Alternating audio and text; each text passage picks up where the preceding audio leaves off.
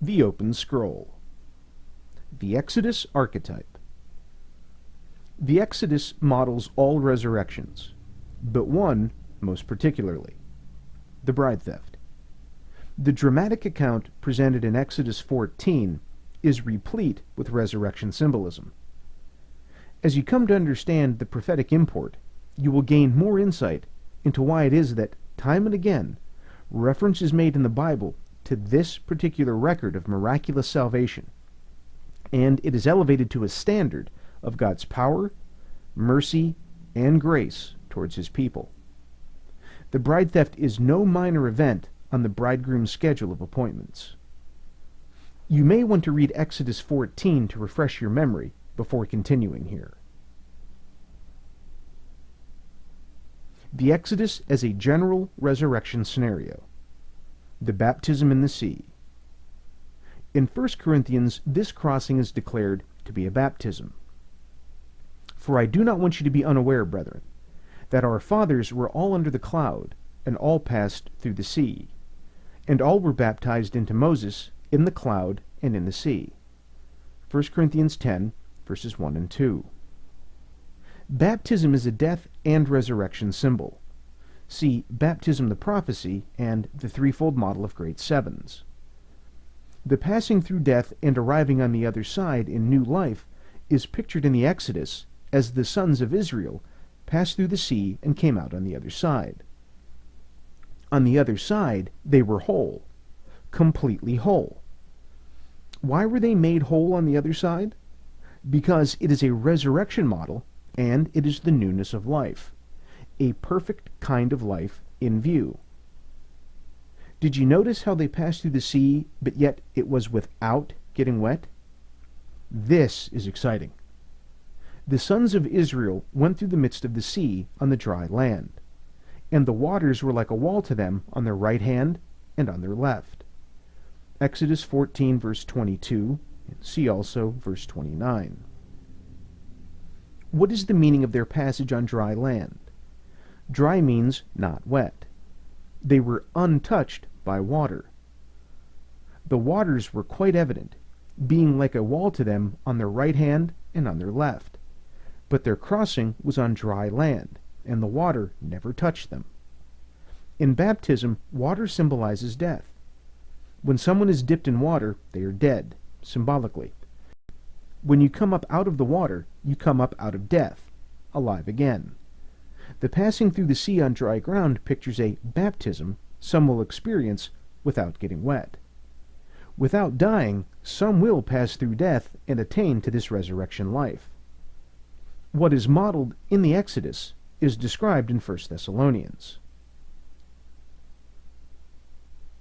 For this we say to you by the word of the Lord, that we who are alive and remain until the coming of the Lord will not precede those who have fallen asleep. For the Lord himself will descend from heaven with a shout, with the voice of the archangel, and with the trumpet of God. And the dead in Christ will rise first. Then we who are alive and remain will be caught up together with them in the clouds, to meet the Lord in the air. And so we shall always be with the Lord. 1 Thessalonians 4, verses 15 through 17. Those who will be alive and remain will be changed, as though passing through the sea on dry ground. This same feature of passage on dry ground is seen in the Jordan crossings by Joshua, Elijah, and Elisha. See Joshua 3 and 4 and 2 Kings 2. Why is the point always made about the ground being dry? The translation or transition from life to life through death without being touched by it is a big deal. Resurrection on the third day. An amazing principle is documented in the writing Resurrection on the Third Day. Many plain examples reveal how that where reference is made in the Bible to the third day, there is a resurrection scenario in the immediate context, whether in plain view or hidden in typology. There is such an instance in the Exodus account. They will pay heed to what you say, and you with the elders of Israel will come to the king of Egypt, and you will say to him, The Lord, the God of the Hebrews, has met with us, so now, please, let us go a 3 days' journey into the wilderness, that we may sacrifice to the Lord our God. Exodus 3, verse 18. The 3 days' journey signals a resurrection that is pictured by the crossing over to the other side of the sea. The Exodus as a bride theft scenario. While the Exodus is a general symbol of resurrection, it is, as I mentioned at the outset, specifically modeling what I call the bride theft. This will become apparent as we consider when it happened and observe the messianic bridegroom and bride symbols and features held in common with other bride theft scenarios. The bride theft matches the Exodus in time in 2 ways. Based upon the information gleaned from similar bride theft scenarios, such as those presented in Joseph and Benjamin and Passing Through the Iron Gate, this event is consistently pictured as happening in the middle of the 3rd year day. The Exodus occurred on the historical timeline 2,448 years from Adam, placing it in the middle of the 3rd day of the millennial week. Remember, there is an undeniable harmony between the 3 kinds of weeks that are the subjects of the threefold model of great sevens. They're built upon the same pattern. As we focus on the middle of the 3rd day, we see the alignment of the Exodus and the bride theft. Here's something that really speaks to me. The last day of Pesach, which is the day when the bride theft is pictured, is connected to the Exodus crossing through an enduring tradition. In the reference work by Rabbi Michael Strassfeld, The Jewish Holidays, A Guide and Commentary, you will read the following on page 27 in the commentary about Pesach. The 7th day, according to tradition, marks the crossing of the Red Sea by the Israelites.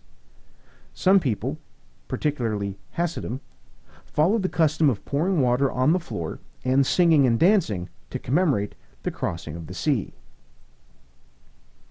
I see this tradition of the Hasidim celebrating the crossing over on the last day of the feast as a joyful celebration of that which comes on some anniversary, the crossing over in resurrection as the bridegroom steals his bride away to be joined with him on the other side.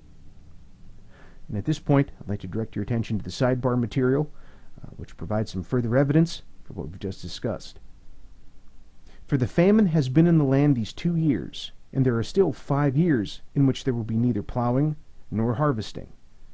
Genesis 45, verse 6.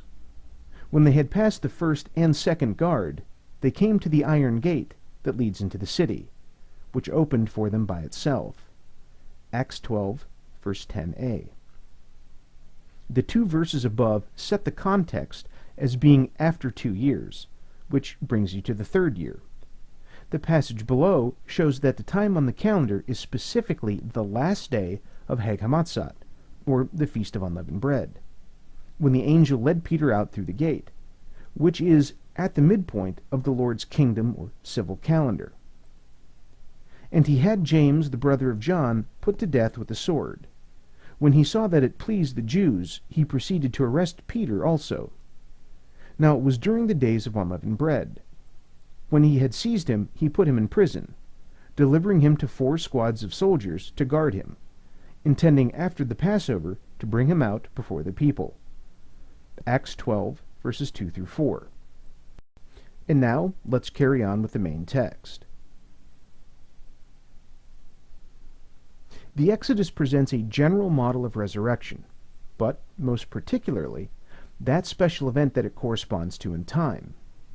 The bride theft compares to the Exodus in being appointed for the time of year that the Exodus occurred at the feast.